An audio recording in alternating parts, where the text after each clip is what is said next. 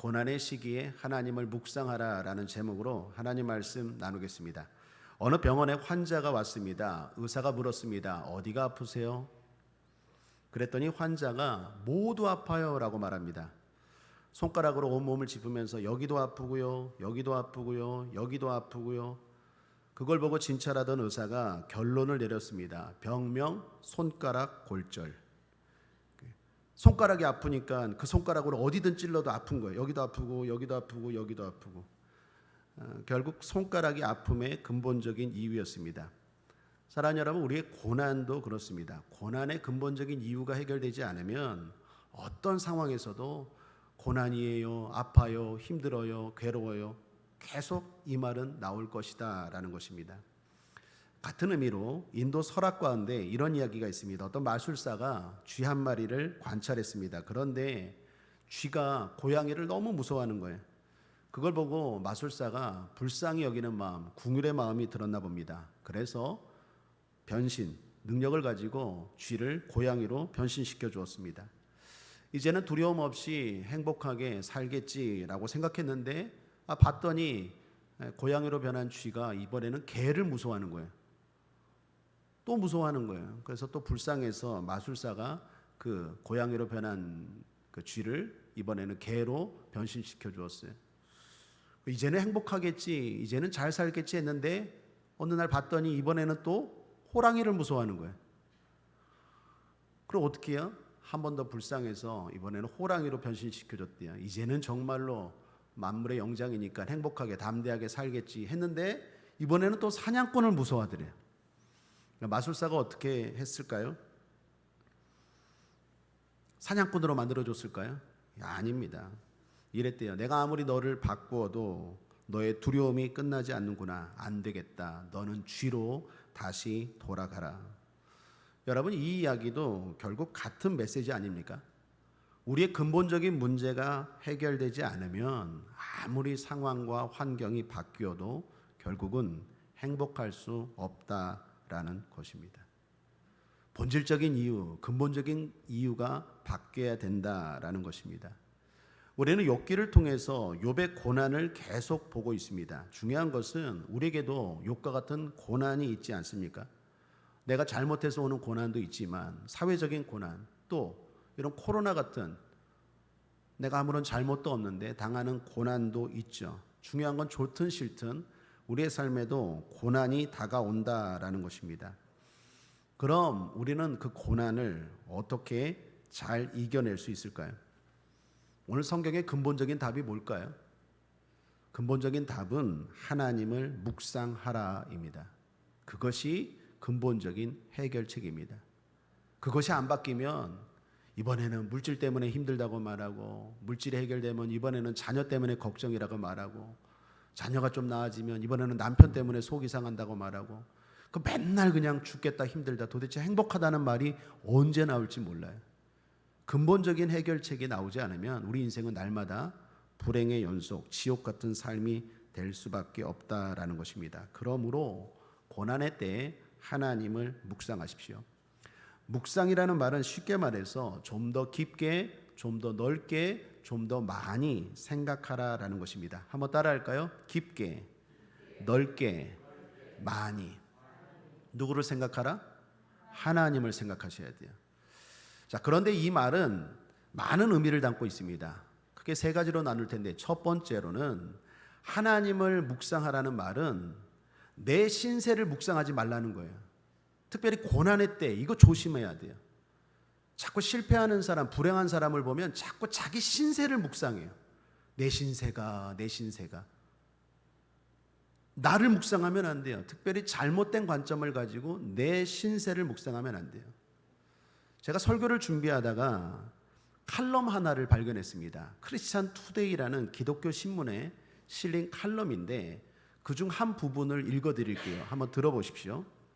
한 자매가 있었습니다. 이 자매는 가난하고 역기능적인 가정에서 오랫동안 고통스럽게 살아왔습니다. 친구의 전도를 받아 교회에 다니게 되었지만 믿음은 자라지 않고 오히려 불평만 더해갔습니다.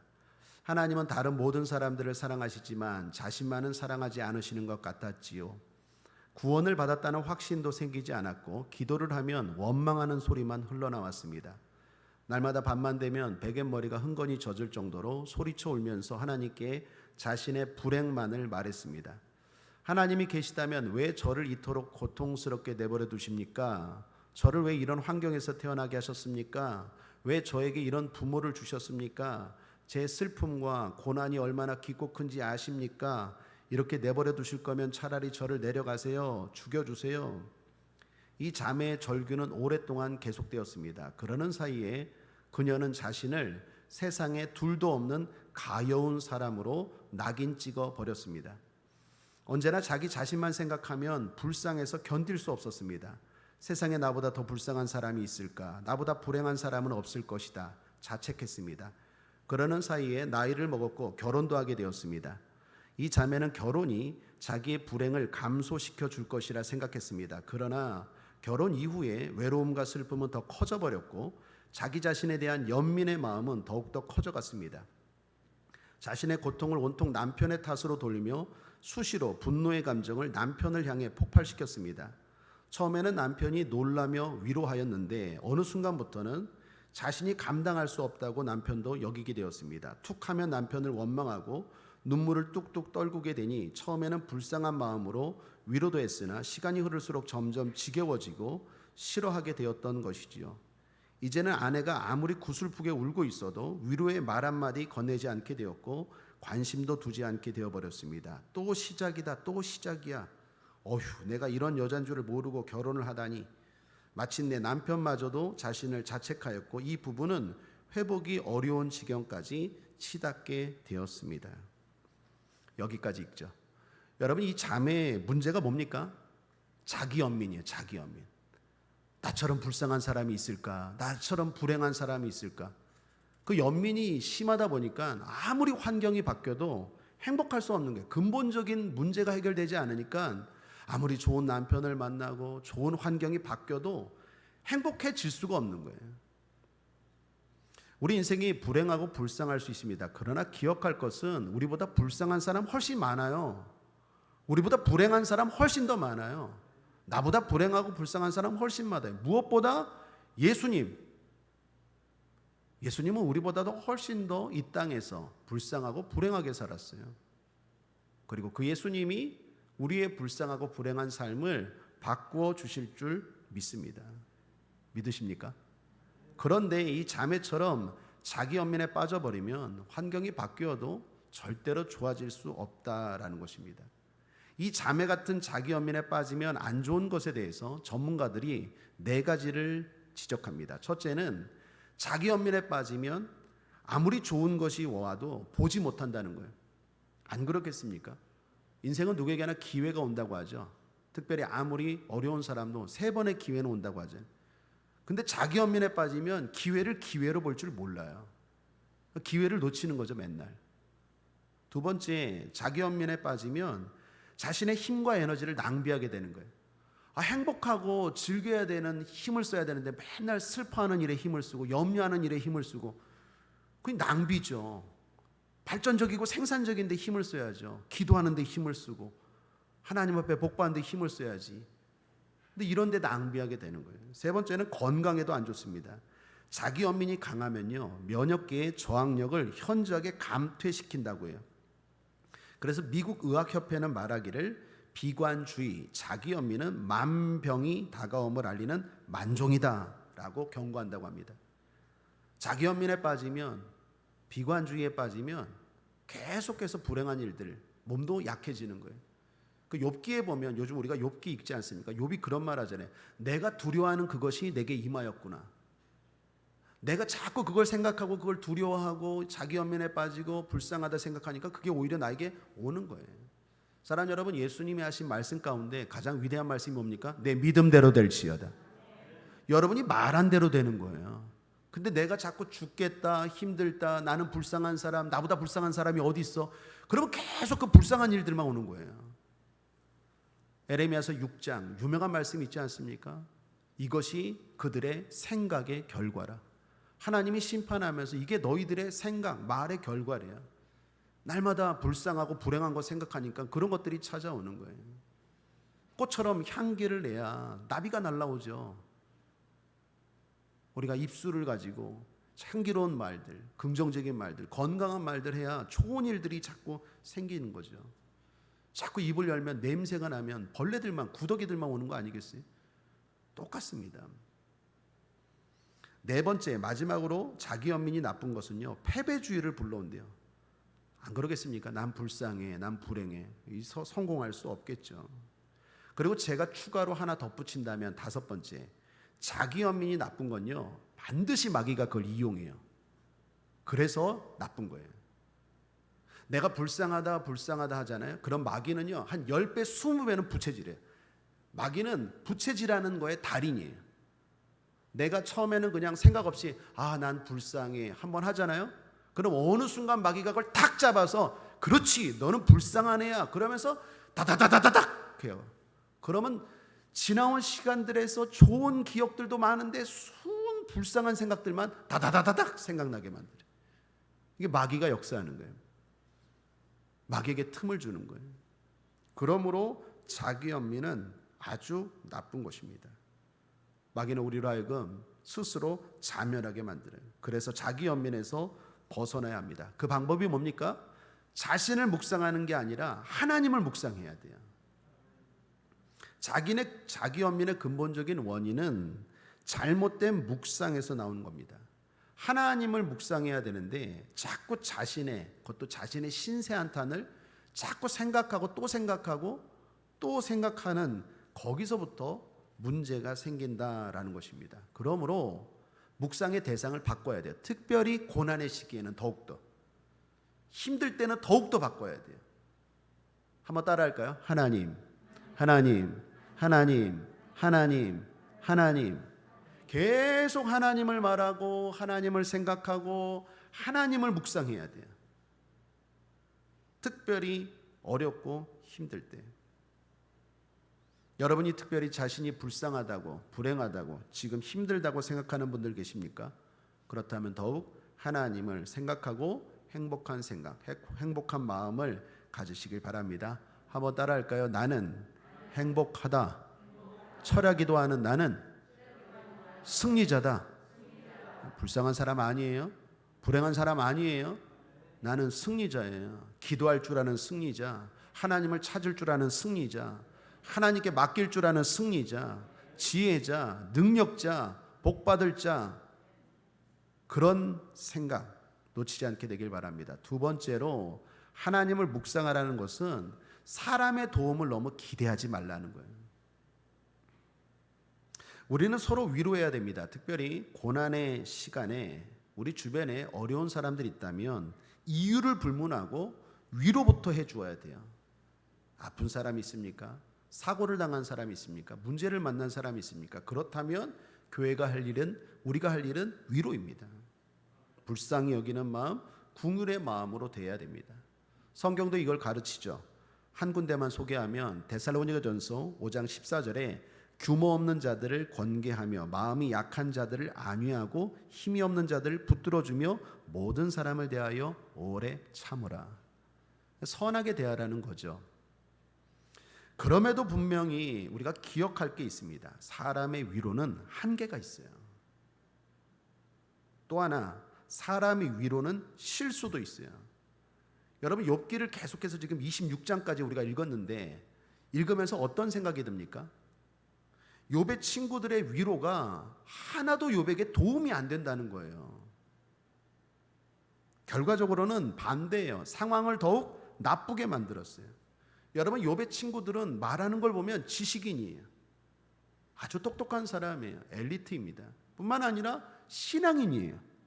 그들이 하나님에 대해서 말하는 걸 보면 성경의 말씀과 거의 일치해요. 그럼에도 불구하고 욥에게 그들의 위로와 충고는 아무런 도움이 되지 않았다라는 것입니다. 여러분, 진리가 되고 위로가 되려면 적용도 중요합니다. 무조건 성경을 말하고 무조건 말씀을 이야기한다고 해서 위로가 되고 교훈이 되는 건 아니다라는 것입니다. 여러분, 예를 들어 마귀를 보십시오. 마태복음 4장에 보면 마귀가 예수님께 왔죠. 예수님이 금식하고 힘든 상황에서 마귀가 찾아오죠. 성경은 마귀가 시험하러 온다고 기록하지만 마귀가 실제로 예수님께 나 너 시험하러 가 이렇게 했을까요? 아니죠. 아마 제 생각에 마귀가 예수님을 위로한다고 찾아왔을 거예요. 마귀가 와서 예수님께 한 게 뭡니까? 성경 말씀 들이댔어요. 특별히 신명기 말씀. 사람 네가 돌로 떡을 만들어 먹어라 이런 얘기들이 다 마귀가 그냥 한 말이 아니라 성경 말씀을 얘기한 거예요. 말씀을 이야기한다고 해서 위로가 됩니까? 아니, 오히려 그 말씀이 성경 말씀처럼 예수님을 시험하게 하는 도구가 됐다라는 거예요. 우리가 아픈 사람, 힘든 사람에게 무조건 약을 준다고 해서 그게 약이 됩니까? 효과가 있습니까?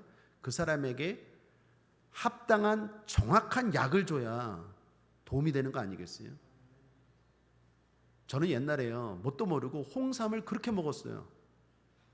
먹으려고 먹은 게 아니라 어떤 이제 많이 사랑해 주셔서 제가 부족하니까 걱정해 주시는 집사님이 집에 무슨 홍삼 기계를 사셨나 봐요. 그러니까 맨날 집에서 홍삼을 짜서 그걸 주는 거예요. 그 비싼 걸. 그리고 어떻게 감사함으로 또 주시는데 먹었죠. 한 6년 먹었나? 그렇게 갖다 주시는 거예요. 뭣도 모르고 계속 먹었어요. 먹었는데 어느 날 한의원에 가니까 한의사가 저를 처음으로 갔는데 한의사가 그러더라고요. 목사님은 홍삼 절대로 먹으면 안 된대. 인삼이 아니라 홍삼인데요. 홍삼은 누구나 좋다 그러던데요. 아니래. 절대로 아니래. 기본적으로 열이 많대. 제가 성령의 불이 있잖아요. 기본적으로 뜨겁기 때문에 삼은 무슨 홍삼이든 무슨 삼이든 절대로 먹으면 안 된다는 거. 어쩐지 가뜩이나 뜨거운데 6년 동안 그걸 먹었더니 맨날 입술이 부르트는 거예요. 이유도 난 몰랐어요. 입술이 맨날 이렇게 부르트는 거예요. 이렇게 열이 그냥 이렇게 열이 약한 대로 뻗어 나오면 되잖아요. 그 입술로 저는 막 터져 나온 거예요. 그 이후로 홍삼 절대로 안 먹어요. 여러분, 좋은 약이지만 그게 그 사람에게 효과가 있으려면 적용을 잘해야 되죠. 하나님의 말씀을 무조건 이야기한다고 해서 그게 위로가 되고 교훈이 되는 건 아니에요. 욥의 친구들이 하나님의 말씀으로 위로했어요. 하나님의 말씀으로 충고했어요. 하나님의 말씀으로 권면했어요. 처음엔 선한 마음으로 했어요. 그러나 한계가 있다라는 거예요. 또한 실수가 있다라는 거예요. 중요한 건 고난당할 때 사람에게 너무 큰 기대를 하지 말라라는 거예요. 사람의 위로는 도움은 될 수 있지만 해결은 안 돼요. 어느 정도 사람의 위로가 도움은 돼요. 그러나 해결은 안 돼요. 해결은 누가 됩니까? 하나님이. 하나님을 고난의 시기에 묵상하라는 말은 사람의 위로, 사람의 도움을 너무 기대하지 말라는, 기대가 크기 때문에 상처가 큰 거예요. 그런데 우리는 연약하기에 보이지 않는 하나님보다는 보이는 사람을 자꾸 의지하거든요. 근데 거기에 더 큰 상처를 경험하죠. 여러분, 우리가 상처당하는 사람들 보십시오. 가족에게 상처당하는 사람들 많잖아요. 오히려 위로를 바라고 오히려 힘을 얻길 바랬는데 오히려 가족에게 상처받는 사람들 많잖아요. 친구에게 상처받는 사람들 많잖아요. 그러므로 지혜는 뭡니까? 너무 큰 기대를 하지 않는 거예요. 오늘 본문에 욥도 그렇습니다. 오늘 본문은 욥이 친구 빌닷의 세 번째 말에 대답하는 장면인데 욥이 그의 말에 이렇게 말합니다. 2절을 보십시오. 내가 힘없는 자를 참 잘 도와줬구나. 기력 없는 팔을 참 잘 구원하였구나. 참 잘 도왔구나. 참 잘 구원하였구나. 무슨 말입니까? 풍자입니다. 반어법이에요. 우리 그런 말 있잖아요. 잘하고 있네. 이거 잘한다는 의미입니까? 잘하고 있습니다. 아주. 이거 잘한다는 의미입니까? 아니죠. 반대죠. 반대. 지금 욥이 그러는 거예요. 너희들이 참 나를 잘 위로하는구나. 참 나를 잘 도와주는구나. 그 말은 무슨 말이에요? 아무런 도움이 안 된다는 거예요. 3절도 그렇습니다. 함께 읽어볼까요? 시작. 지혜 없는 자를 참 잘 가르쳤구나. 큰 지식을 참 잘 나타내었구나. 참 지혜 없는 날 잘도 도와주는구나. 도대체 그런 큰 지식은 어디서 났냐? 이것도 풍자입니다. 그러면서 4절, 내가 누구를 향하여 말을 내었느냐? 네 신이 내게서 나왔느냐? 도대체 너의 말은 누구에게 한 말이냐? 신은 영감을 말합니다. 누가 그렇게 말하도록 영감을 주었느냐라는 의미예요. 결국 무슨 말입니까? 욥이 친구들의 말이 하나도 도움이 되지 않았다라는 얘기예요. 그 말 자체는 다 성경 말이고 지혜로운 말이고 좋은 말인데 하나도 도움이 되지 않았다라는 것입니다. 이 세상 사람들이 많은 위로가 필요합니다. 상처가 많기 때문입니다. 그러나 진정으로 우리를 위로하고 우리의 근본적인 문제를 해결할 수 있는 분은 하나님이심을 우리가 잊지 말아야 될 줄 믿습니다. 그래서 지혜왕 솔로몬은 전도서에서 이런 말을 합니다. 전도서 4장 1절에 내가 돌이켜 해 아래에서 행하는 모든 학대를 보았도다. 오호라, 학대받는 자가 눈물을 흘리되 저희에게 위로자가 없도다. 저희를 학대하는 자의 손에는 권세가 있으나 저희에게는 위로자가 없도다. 저희에게는 위로자가 없도다. 위로자가 없도다. 2번이나 말해요. 세상에는 위로자가 없어요. 사람에게는 큰 근본적인 위로가 될 수 없다라는 것입니다. 그러므로 다시 말합니다. 우리를 진정으로 위로해 주시고 우리의 슬픔과 아픔, 우리의 모든 남에게 말 못할 비밀, 상처 해결해 줄 수 있는 분은 오직 하나님입니다. 죄송하지만 남편도 어느 정도 안 돼요. 한계가 있어요.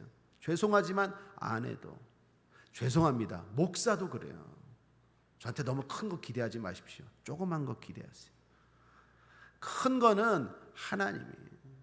도움을 제가 드릴 수는 있지만 너무 큰 기대를 하면 상처받아요.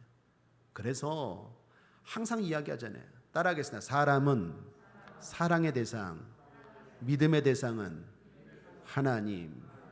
많은 사람들이 이런 말하죠. 내가 널 믿었는데 나한테 이렇게. 누가 믿으래요?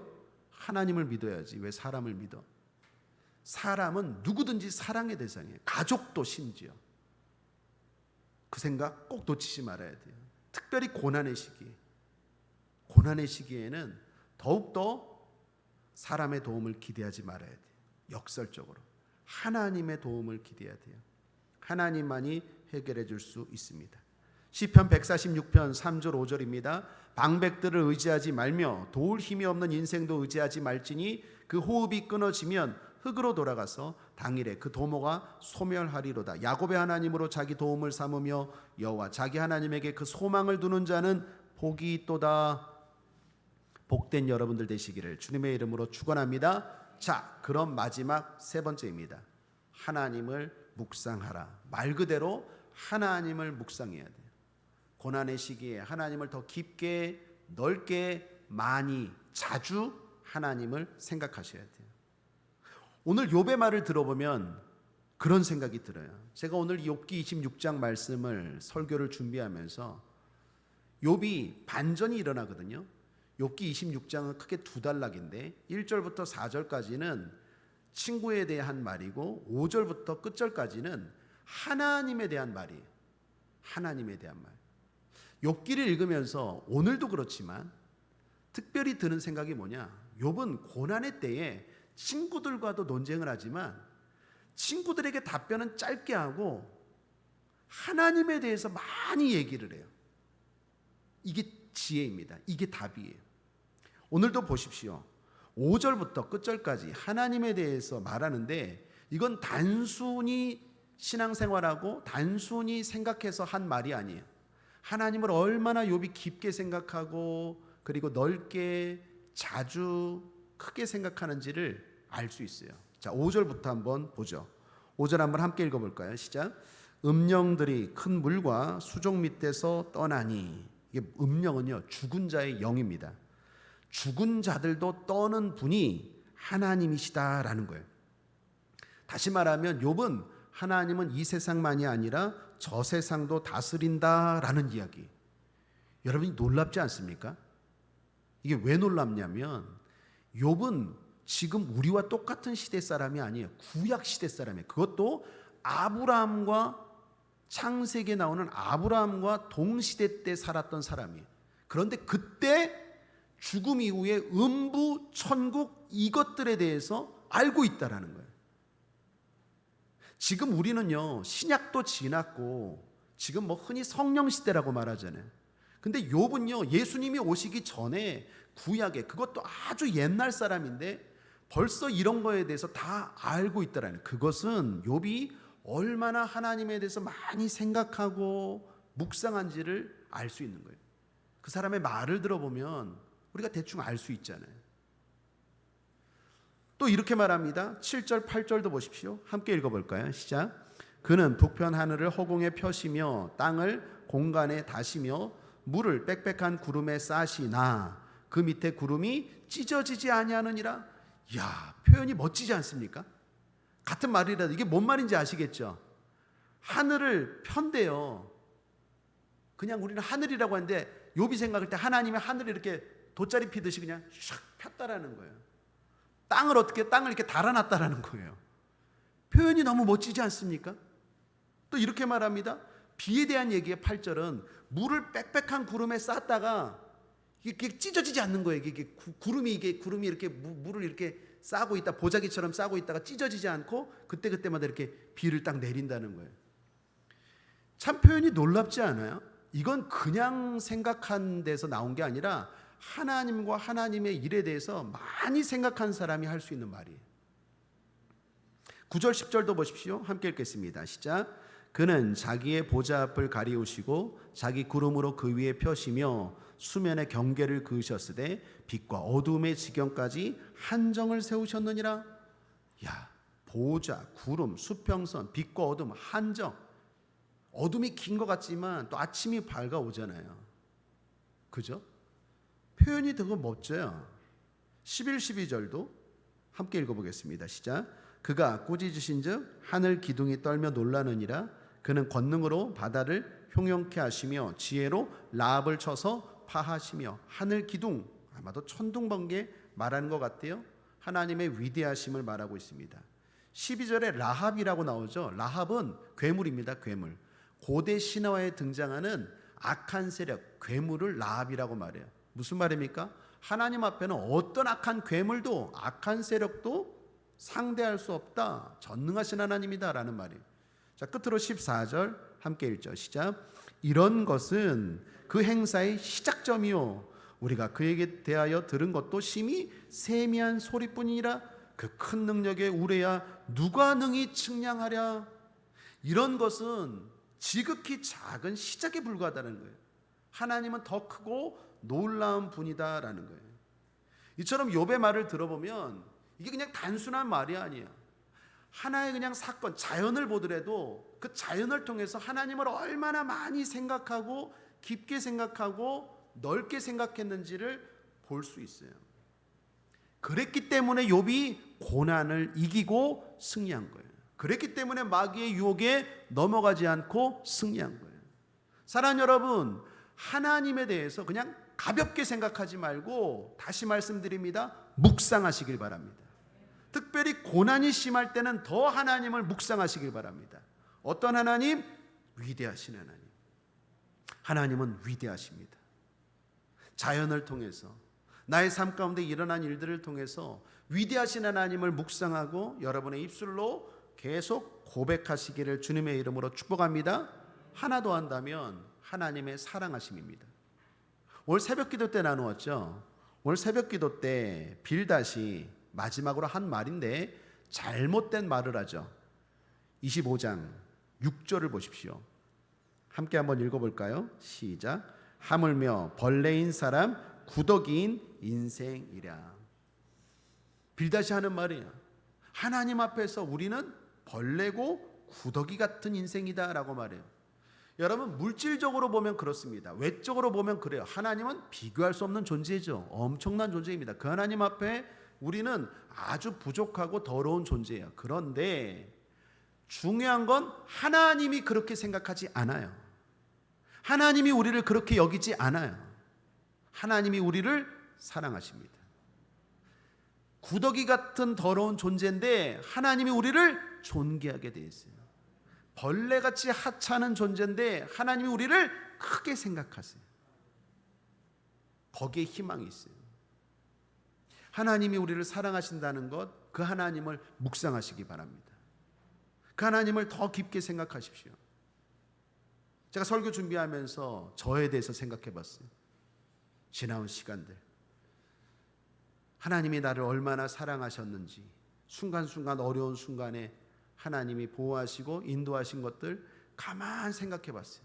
설교 준비 내려놓고 오늘 하루 종일 한 반나절 정도는 계속 걸어 다니면서도 그 하나님을 생각했어요. 많은 생각들이 들더라고요. 그러면서 오늘 철야 기도 때는 이렇게 기도해야겠다라는 생각이 들었어요. 여러분, 오늘 철야 기도 1시간 기도할 때 이제 여러분 삶 가운데 하나님이 그동안 행하셨던 것들을 가만히 생각하시고 여러분의 입술로 그 하나님을 고백하시길 바랍니다. 그게 기도가 될 거예요. 그렇게 고백할 때 여러분의 고난이 변하여 영광이 될 줄 믿습니다. 제가 여기까지 목회하면서 목사가 되고 훈련 받고 또 개척을 하고 개척에서 6년까지 오면서 여러 가지 어려운 일들, 그럼에도 불구하고 하나님이 나를 사랑하시고 더 나아가 나를 존귀하게 대한다는 게 너무 감격이고 감동이었어요. 여러분, 저만 그럴까요? 하나님이 여러분 한 사람 한 사람도 어떻게 보면 세상에서는 정말로 하찮게 여기는 나 같은 존재이지만 하나님이 어떻게 해요? 우리를 과분할 정도로 사랑하시고 존귀하게 여기세요. 그 하나님을 생각하는 거예요. 그 하나님에 대해서 묵상하는 거예요. 거기서 어떤 고난도 이길 수 있는 힘이 나오는 줄 믿습니다. 말씀을 정리합니다. 고난의 시기에 하나님을 더욱 묵상하십시오. 더 길게, 더 넓게, 더 많이 생각하십시오. 그 말은 내 신세를 묵상하지 말고 다른 사람의 위로를 크게 기대하지 말고 하나님의 전능하심, 무엇보다 날 사랑하심을 깊게, 크게, 많이 생각하십시오. 거기서 엄청난 힘이 임할 거예요. 그 믿음의 힘으로 나를 절망케 하고 좌절케 하는 마귀를 물리치고 그 고난의 환경을 바꾸어 나가고 천국을 누리며 맛보며 살아가는 하나님의 진정한 거룩한 자녀들 되기를 주님의 이름으로 축원합니다. 좋은 일이 일어납니다. 기적이 일어납니다. 하나님이 오늘도 역사하십니다. 하나님도 우리의 신음소리까지도 들으시고 응답하실 줄 믿습니다. 기도하겠습니다. 좋으신 하나님 아버지, 감사합니다. 오늘도 아버지 하나님, 우리 사랑하는 성도들 고난 가운데 있습니까? 특별히 고난의 시기에 하나님을 더욱더 묵상하고 잘 이기고 승리할 수 있도록 주님이 붙들어 주시고 함께하여 주옵소서. 성령님 도와주시옵소서. 낭만케 하고 절망케 하는 원수사탄 마귀야, 예수 이름으로 명하노니 떠나갈지어다, 물러갈지어다. 감사드리며 예수님의 이름으로 축복하고 기도했습니다. 아멘.